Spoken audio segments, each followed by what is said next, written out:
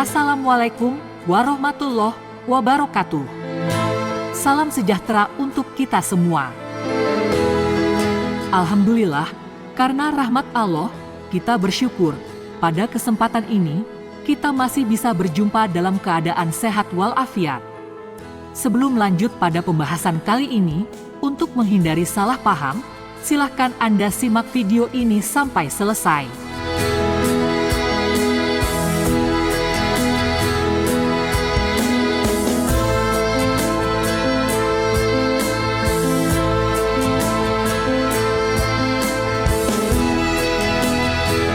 Karya intelektual kajian ilmiah diharapkan mendapat apresiasi dan reaksi positif dari berbagai kalangan, baik berupa diskusi, debat ataupun kritik berdasar nalar-nalar kritis.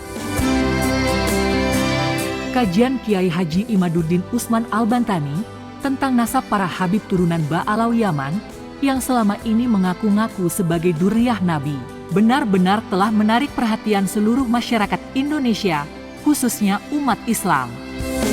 Sehingga pro kontra pun kemudian mewarnai berbagai diskusi di platform jagat maya. Namun pro kontra itu tidak semuanya berada dalam jalur-jalur ilmiah seperti yang diharapkan. Dan perlu diingat bahwa tujuan kajian nasab Ba'alawi semata-mata dimaksudkan untuk menjaga kehormatan dan kemurnian nasab Nabi Muhammad SAW. Dari itu, bagi para Habib yang merasa tersinggung dengan penelitian itu, hendaknya dapat membuka hati dan pikiran mereka untuk menerima kritik yang konstruktif. Sejak awal bergulirnya, polemik ini sengaja ditarik ke ranah perdebatan ilmiah agar seluruh umat Islam dapat menikmati perdebatan sebagai khazanah intelektual yang dapat menambah ilmu pengetahuan. Para Habib Ba'alawi yang nasab mereka menjadi objek penelitian seharusnya segera melakukan autokritik serta pembenahan-pembenahan terhadap perilaku beberapa oknum Habib sendiri. Menyikapi penelitian nasab oleh Kiai Haji Imaduddin Usman Al-Bantani, bila para Habib merasa bahwa hasil telaah itu tidak sesuai dengan fakta, seharusnya mereka menyampaikan argumentasi sebagai jawaban atas kajian ilmiah itu.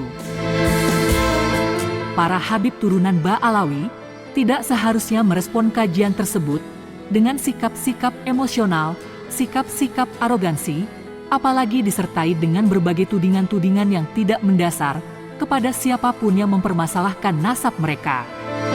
Dan yang terjadi, kajian ketersambungan nasab Ba'alawi kepada Nabi, para Habib beserta muhibbinnya merasa mendapat tikaman dari Kiai Haji Imaduddin Usman.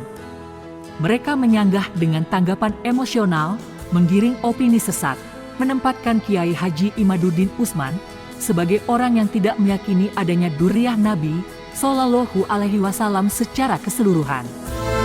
Padahal, yang menjadi pokok pembahasan Kiai Haji Imaduddin Usman hanyalah mempertanyakan kesahihan nasab khusus Bani Alawi yang mengaku-ngaku dzurriyyah Nabi. Menurut Kiai Haji Imaduddin Usman Al-Bantani, Ba'alawi menamakan diri mereka sebagai Ba'alawi hanya karena adanya terminologi kata Ba'alawi yang terdapat dalam kitab As-Suluk karya Al-Janadi ketika menerangkan tentang seorang ahli hadits yang bernama Ali Abul Hasan dari keluarga Ba'alawi yang tinggal di Hadramaut. Dan Habib Ali As-Sakron kemudian merekayasa nasabnya dengan mengklaim bahwa keluarga dan leluhurnya adalah bagian dari keluarga Ba'alawi tersebut. Habib Ali Al-Sakron hakikatnya tidak mempunyai dalil apapun yang mendukung klaimnya tersebut, baik sumber primer maupun sekunder, yang menyatakan bahwa Alwi adalah saudara seayah dari Jadid. Begitu pula dengan Bashri, yang juga diklaim sebagai saudara lain dari Alwi.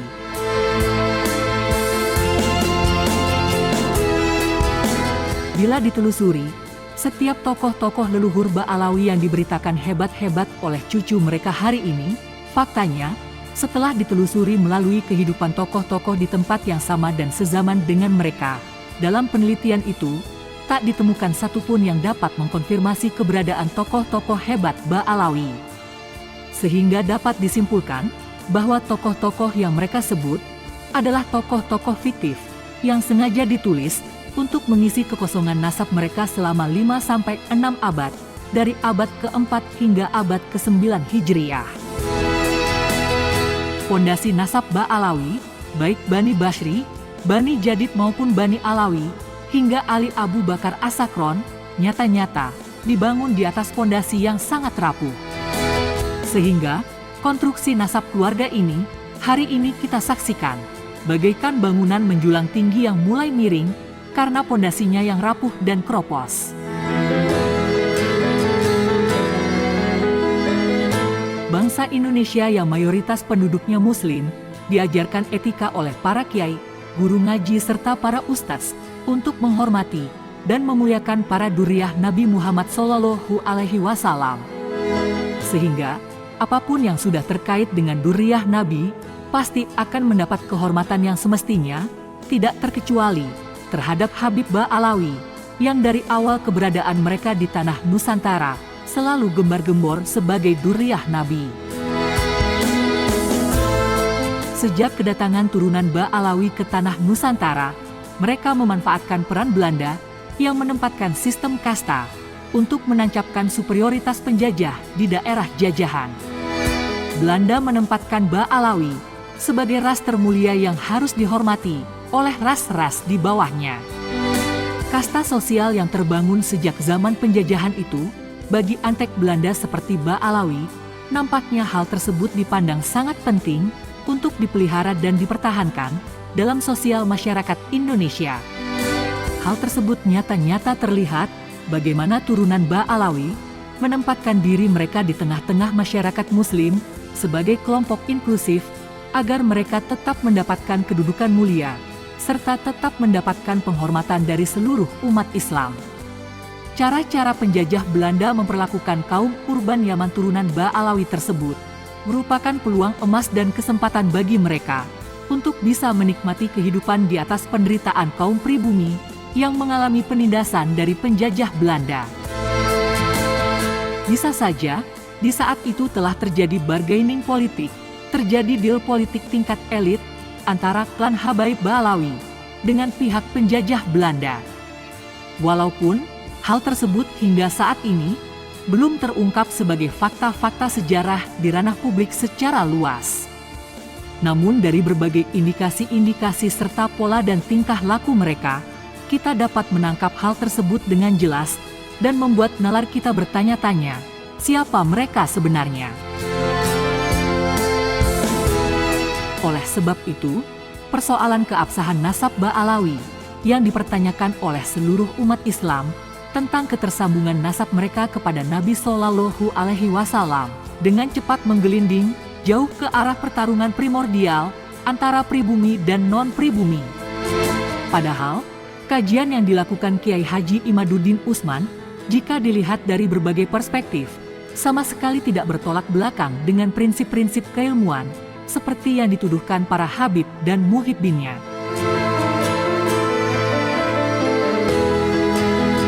Dari sudut pandang prinsip keilmuan modern, langkah dan metodologi penelitian itu sudah sesuai dengan metodologi yang baku. Berangkat dari data-data primer, dilanjutkan dengan data-data sekunder, ditunjang dengan data-data pendukung lainnya. Semuanya dikaji secara holistik dan proporsional yang menghasilkan konklusi, nasab Ba'alawi kepada Nabi, ada keterputusan sejarah yang sulit diverifikasi sesuai standar keilmuan modern. Terputusnya sanad ini akhirnya tersimpulkan bahwa nasab Ba'alawi tidak terkonfirmasi ketersambungannya kepada Nabi Shallallahu Alaihi Wasallam. Beberapa kiai dan ustadz, baik dari Jawa Tengah, Jawa Timur, Kalimantan, telah banyak yang mencoba membantah penelitian Kiai Imaduddin Utsman dengan merujuk pada kitab-kitab tua klasik. Menurut mereka, ada beberapa hal yang terlewatkan dari referensi Kiai Haji Imaduddin Utsman. Namun kenyataannya, referensi yang digunakan para penyanggah tersebut justru bermasalah secara ilmiah. Dari itu jelaslah bahwa penelitian Kiai Haji Imaduddin sudah sesuai dengan standar penelitian ilmiah yang kemudian menyimpulkan bahwa ada keterputusan nasab Ba'alawi yang tidak bisa mengkonfirmasi ketersambungan nasab mereka kepada Nabi Shallallahu Alaihi Wasallam. Begitu pula, bila nasab Ba'alawi dianalisa dengan pendekatan ilmu sanad hadis atau metodologi ulama-ulama klasik dalam meneliti mata rantai keabsahan sanad hadis, jika ada keterputusan mata rantai, maka jalur ini dianggap terputus atau tidak bersambung. Ada 4 istilah jalur sanad hadis yang dinilai tidak bersambung. Pertama, terputusnya mata rantai di awal sanad yang dikenal dengan hadis mu'allaq. Kedua, terputusnya mata rantai di akhir sanad yang disebut juga dengan hadis mursal. Ketiga, terputusnya satu mata rantai di pertengahan sanad disebut dengan hadis munqati'. Keempat, terputusnya mata rantai sanad di pertengahan lebih dari 2 disebut dengan hadis muqdol. Dan semua kategori sanad hadis tersebut masuk dalam kategori hadis dhaif karena adanya sanad yang tidak tersambung. Dengan demikian jelaslah, bila kita berdalil sebagaimana pelacakan sanad hadits munqati', maka nasab Ba'alawi yang diklaim tersambung kepada Nabi tidaklah dapat dibenarkan. Kecuali bila ada hal lain yang terkait dengan nasab tersebut sebagai qorinah atau saksi yang menguatkan, seperti adanya jalur riwayat lain yang tersambung, baik maknawi ataupun lafzi yang mendukungnya. Sampai di sini bisa kita mengerti bahwa kajian dan penelitian Kiai Haji Imaduddin Utsman Al-Bantani telah sesuai dengan prosedur penelitian ilmiah, sama sekali tidaklah dilandasi kebencian-kebencian terhadap para habib, sebagaimana yang dituduhkan beberapa pihak yang merupakan bentuk kekerdilan cara berpikir, serta kedangkalan wawasan mereka yang menuduh. Sebagai kajian ilmiah, tentu saja Kiai Haji Imaduddin sama sekali tidak bertujuan untuk mendistorsi keberadaan para habib di Indonesia. Tetapi sebaliknya, dengan temuan faktual ini, diharapkan dapat mendorong para habib melakukan kajian yang sama, menguatkan dalil-dalil atau qorinah secara ilmiah, yang akan sangat elok bila kemudian terjadi dialektika ilmiah. Sehingga, adanya tesis Kiai Haji Imaduddin Utsman dapat melahirkan antitesa yang berkembang menjadi sintesa. Maka sudah saatnya bagi umat Islam untuk tidak terpecah belah karena masalah penelitian nasab Ba'alawi yang mengaku keturunan Nabi. Umat Islam harus lebih kritis dan objektif dalam menilai klaim-klaim keturunan Nabi oleh Ba'alawi ataupun kelompok lainnya. Ingatlah, keturunan Nabi bukanlah ukuran keimanan dan ketakwaan seseorang, melainkan hanyalah amal perbuatan dan akhlaknya.